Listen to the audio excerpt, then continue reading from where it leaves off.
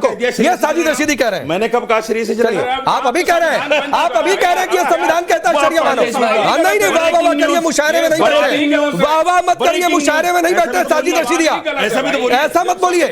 आप मुशायरे में नहीं बैठे कि वाह वाह वाह कर रहे हैं।